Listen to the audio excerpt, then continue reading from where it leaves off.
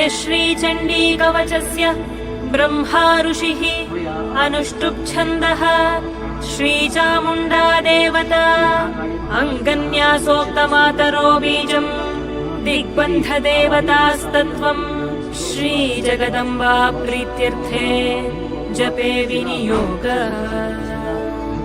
ॐ नमश्चण्डिकायै। मार्कण्डेय उवाच यद्गुह्यम् परमम् लोके सर्वरक्षाकरम् नृणाम् यन्न कस्यचिदाख्यातम् तन्मे ब्रूहि पितामह। ब्रह्मोवाच अस्ति गुह्यतमम् विप्र सर्वभूतोपकारकम् देव्यास्तु कवचम् पुण्यम् तच्छृणुष्व महामुने। प्रथमम् शैलपुत्रीति द्वितीयम् ब्रह्मचारिणी तृतीयम् चन्द्रघण्टेति कूष्माण्डेति चतुर्थकम् पञ्चमम् स्कन्दमातेति षष्ठम् कात्यायनीति च सप्तमम् कालरात्रिश्च महागौरीति चाष्टमम् नवमम् सिद्धिदात्री च नवदुर्गाः प्रकीर्तिताः उक्तान्येतानि नामानि ब्रह्मणैव महात्मना।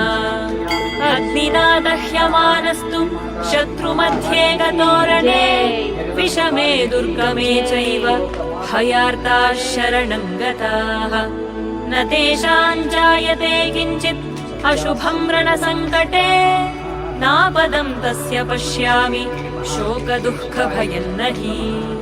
यैस्तु भक्त्या स्मृता नूनम् तेषाम् सिद्धिः प्रजायते प्रेतसंस्था तु चामुण्डा वाराही महिषासना ऐन्द्रीगजसमारूढा वैष्णवी गरुडासना माहेश्वरी वृषारूढा कौमारी शिखिवाहना ब्राह्मी हंससमारूढा सर्वाभरणभूषिता नानाभरणशोभाढ्या नानारत्नोपशोभिताः दृश्यन्ते रथमारूढाः देव्यः क्रोधसमाकुलाः शङ्खम् चक्रम् गदाम् शक्तिम् हलम् च मुसलायुधम् खेटकम् तोमरम् चैव परशुम् पाशमेव च कुन्तायुधम् त्रिशूलम् च शार्ङ्गमायुधमुत्तमम् दैत्यानाम् देहनाशाय भक्तानामभयाय च धारयन्त्यायुधानीत्थम् देवानाम् च हिताय वै। महाबले महोत्साहे महाभयविनाशिनी त्राहि माम् देवि दुष्प्रेक्ष्ये शत्रूणाम् भयवर्धिनी। प्राच्याम् रक्षतु मामैन्द्री आग्नेय्यामग्निदेवता दक्षिणेवतु वाराही नैऋत्याम् खड्गधारिणी। प्रतीच्याम् वारुणी रक्षेत् वायव्याम् मृगवाहिनी उदीच्याम् रक्षकौबेरी ईशान्याम् शूलधारिणी। ऊर्ध्वम् ब्रह्माणी मे रक्षेत् अधस्ताद्वैष्णवी तथा एवम् दश दिशो रक्षेत् चामुण्डा शववाहना। जया मे चाग्रतस्थातु विजया स्थातु पृष्ठतः अजिता वामपार्श्वे तु दक्षिणे चापराजिता। शिखाम् मे द्योतिनी रक्षेत् उमामूर्ध्नि व्यवस्थिता। मालाधरी ललाटे च भ्रुवौ रक्षेद्यशस्विनी। त्रिनेत्रा च भ्रुवोर्मध्ये यमघण्टा च नासिके शङ्खिनी चक्षुषोर्मध्ये श्रोत्रयोर्द्वारवासिनी। तपोलौकारिका रक्षेत् कर्णमूले तु शाङ्करी। नासिकायाम् सुगन्धा च उत्तरोष्ठे च चर्चिका। अधरे चामृतकला जिह्वायाम् च सरस्वती। दन्तान् रक्षतु कौमारी कण्ठमध्ये तु चण्डिका।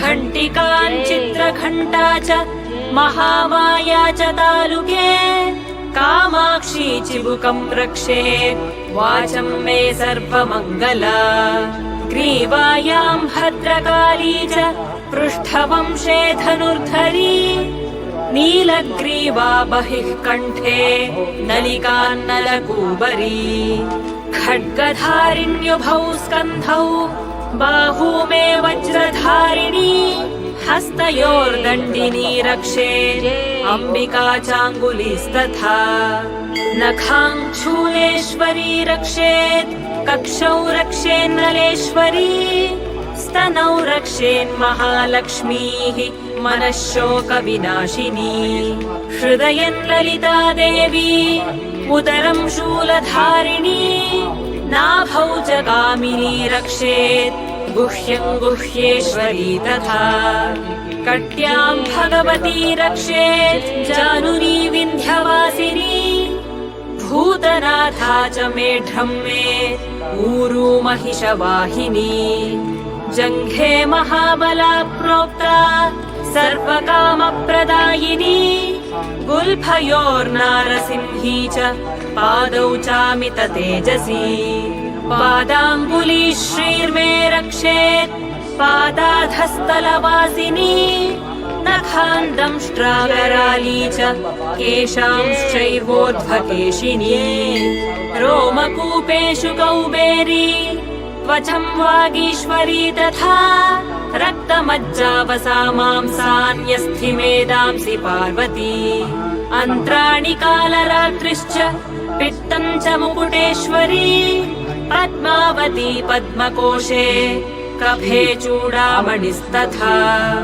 ज्वालामुखी नखज्वाला अभेद्या सर्वसन्धिषु शुक्रं ब्रह्माणी मे रक्षेत् छायां छत्रेश्वरी तथा अहङ्कारं मनोबुद्धिं रक्ष मे धर्मचारिणी प्राणापानौ तथा व्यानं समानो दानमेव च यशः कीर्तिं च लक्ष्मीं च सदा रक्षतु वैष्णवी गोत्रमिन्द्राणी मे रक्षेत् पशून् मे रक्ष चण्डिके पुत्रान् रक्षेन्महालक्ष्मीः भार्यां रक्षतु भैरवी मार्गं क्षेमकरी रक्षेत् विजया सर्वतः स्थिता रक्षाहीनं तु यत्स्थानं वर्जितं कवचेन तु तत्सर्वं रक्ष मे देवी जयन्ती पापनाशिनी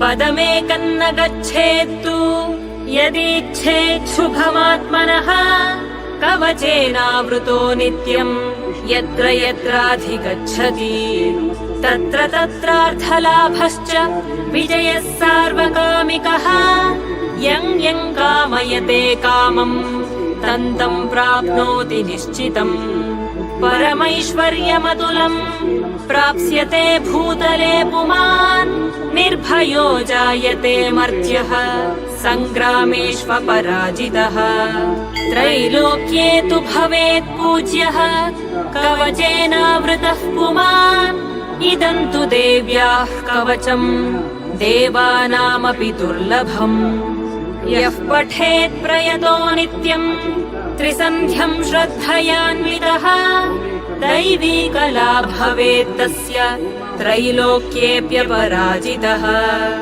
जीवेद्वर्षशतं साग्रम् अपमृत्युविवर्जितः नश्यन्ति व्याधयः सर्वे लूता विस्फोटकादयः स्थावरं जङ्गमं वापि कृत्रिमं चापि यद्विषम् आभिचाराणि सर्वाणि मन्त्रयन्त्राणि भूतले भूचराः खेशराश्चैव जलजाश्चोपदेशिकाः